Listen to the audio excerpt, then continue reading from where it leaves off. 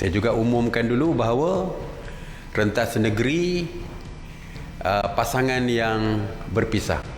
Kita kata kita benarkan dan kita hentikan sebelum musim perayaan Hari Raya, dan pada hari ini mesyuarat juga bersetuju bahawa larangan tersebut ditarik balik. Maka 国防部高级部长伊斯麦沙比利宣布，政府一决从6月1号开始放宽跨州禁令，分隔两地夫妻可提出跨州团聚申请，但他强调，跨州或者是出国禁令还是生效。 sebelum ini saya telah pun mengumumkan bahawa perjalanan rentas negeri tidak dibenarkan sama sekali.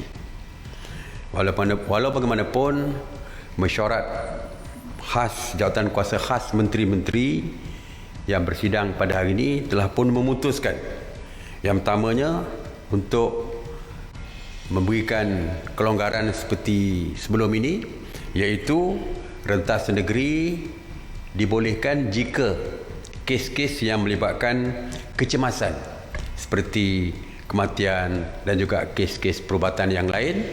Begitu juga dengan urusan kerja seperti berulang alik daripada rumah ke tempat kerja. Kita juga membenarkan. Sebagai contoh, duduk di Seremban, bekerja di Putrajaya. Jadi kita benarkan ulang alik dan sebagainya.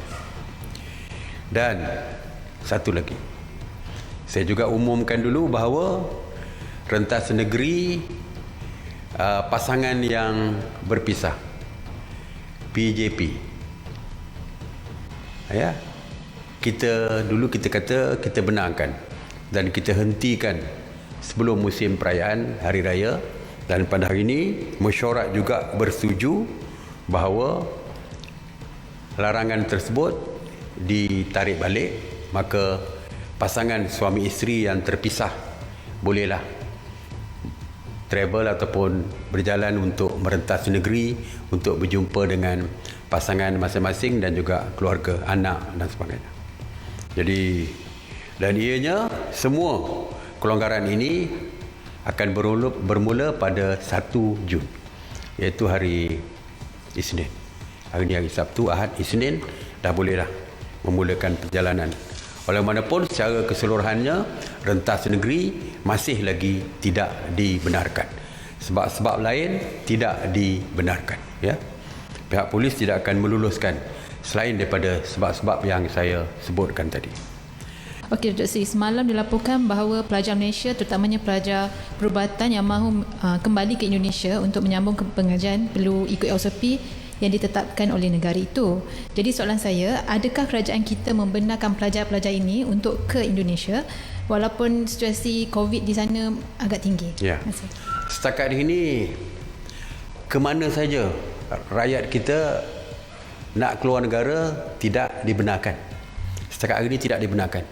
Dan setengah-setengah negara pun tidak menerima pun kemasukan rakyat negara lain ke negara mereka. Dan ke Indonesia, kita faham situasi di sana agak, saya tak tahu nak kata meruncing ke kritikal dan sebagainya, tetapi Indonesia dianggap sebagai salah satu negara yang mempunyai risiko yang tinggi. Indonesia, Amerika dan Brazil kan sekarang ni bila dah ada penaikan mendadak positif COVID. Dulu di Eropah dan sebagainya, kita masih anggap sebagai kawasan yang berisiko tinggi. Jadi setakat hari ini kita tidak membenarkan rakyat kita untuk keluar daripada negara ke negara-negara lain, terutamanya negara-negara berisiko tinggi. Jadi termasuklah dengan pelajar dan sebagainya. 另外，滞留在大马移民局扣留中心的非法入境者，将在6月6号开始分批遣返回各自国家。